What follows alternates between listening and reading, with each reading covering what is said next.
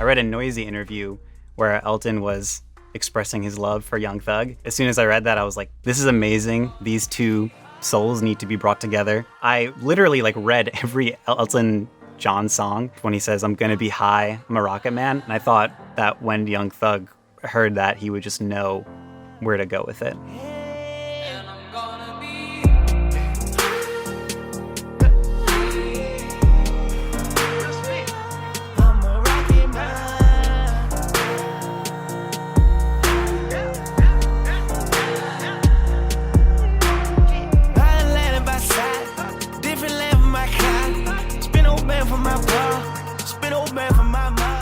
I reached out to Young Thug's A&R, Jeff Ogunlesi. So in early 2016, I sent him an email and I was like, hey, can we get Young Thug and Elton in a room and I'll make a song? He thought it would be probably difficult to corral them in one spot. So he's like, why don't you try to sample something?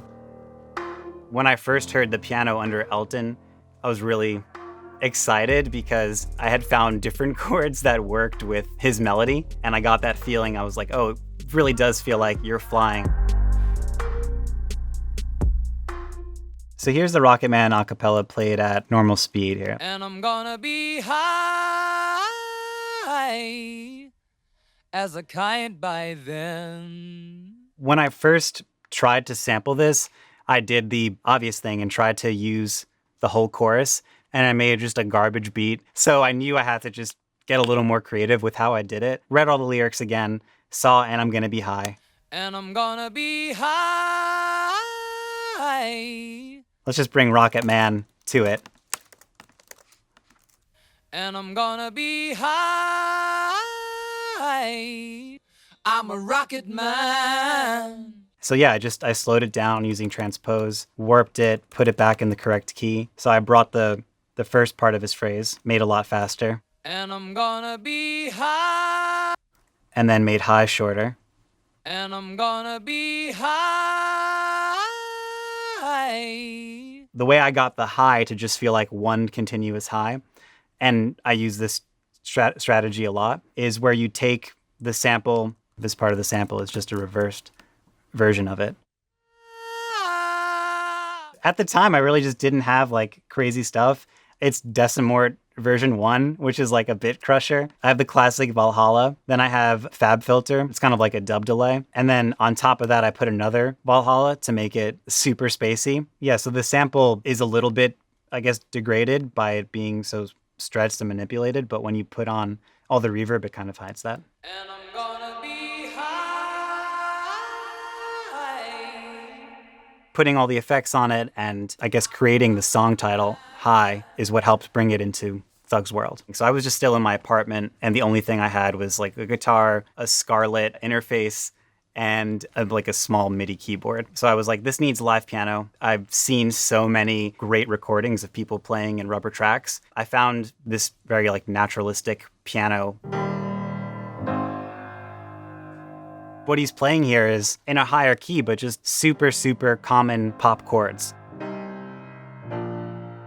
The piano recording was 5 semitones higher, so I just brought it down to B flat major, just using Ableton Transpose. Because I couldn't record a live piano, the pianos just weren't long enough to actually fit into the rhythm. So in the same way that I took the Elton track and reversed his voice, I did the same thing with the piano.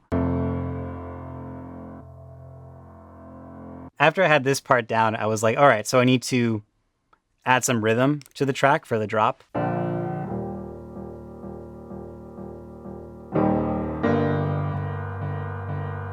The first thing was just making sure the piano aligned with the vocals and then moved on to the drums. You can make your version of trap drums stand out. Maybe one little way to switch it up is just put in one different sound that you're not used to hearing with this rhythm. For this track, the sound was this tom. The way I got that was using sausage fattener at maximum fatness. The other more unique sound that is in here is this perk. That's just sidechained to the kick to give it more of a dipping feeling whenever the kick hits. The one different thing about the hats is that it's 2 different hats, both pan left and right. And then together. So then there are two 808s that are in it. There's this 808 that's made from Nicky Romero plugin. That has a lot of the bottom end. So I found a Southside 808 and just put that under it as well. So here's the other 808.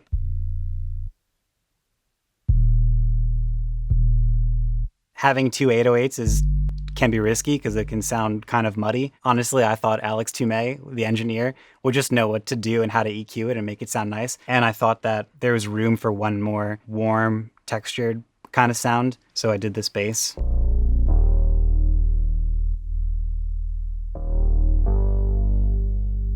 And this only happens twice in the song, but it's just one little extra moment. It sits against that blown out tom sound, and it breaks up the piano. So this is what it all sounds like together. And I'm gonna be.